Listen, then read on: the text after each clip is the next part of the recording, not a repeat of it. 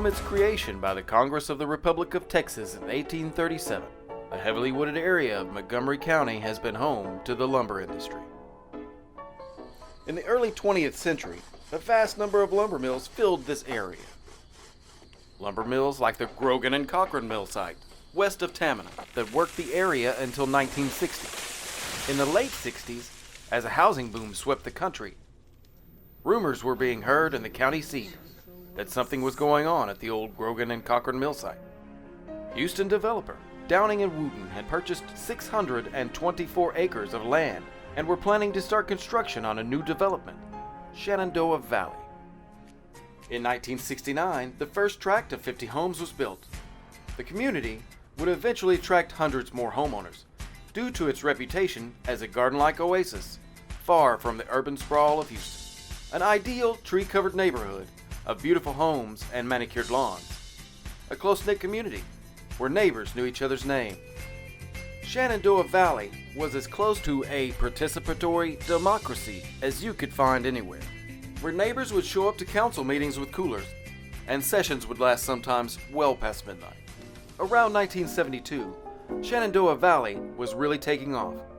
The 624 acres filled with nearly 500 homes, and residents could tell big changes were coming. Texas oil man and philanthropist George Mitchell, who owned land in the area, was rumored to be building a town next door that could possibly be annexed by Houston. As most of its residents had moved to Shenandoah Valley to escape Houston, the neighbors felt it was time to act. On March 16, 1974, an incorporation election was held. The residents of Shenandoah Valley voted 136 to 109 in favor of creating the City of Shenandoah.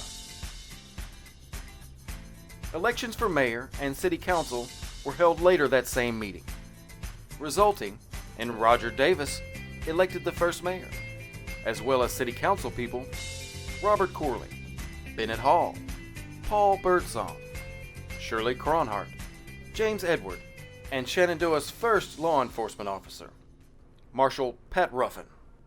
While officially setting city boundaries, the newly formed city council ran into some contention with George Mitchell's new master plan community next door.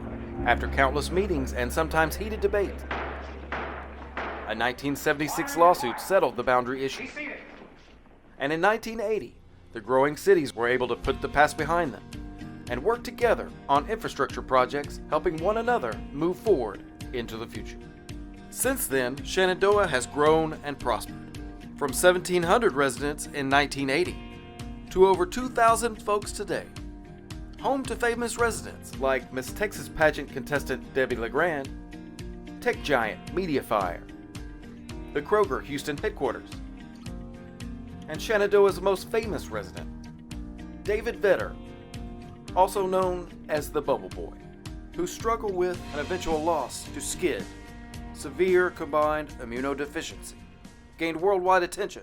His tragic story of life in a bubble turned to triumph as SCID is now treatable in 90% of cases, a direct result of David's life. A life that made the future brighter for countless others. Shenandoah also shares in that brighter future, growing not only in size and population, but in spirit. The spirit of independence from which it was born, that is still very much alive today. We have world-class hospitals, great shopping, facilities to host epic events, all within a few square miles. The city of Shenandoah and its residential communities still remain a garden oasis among the trees.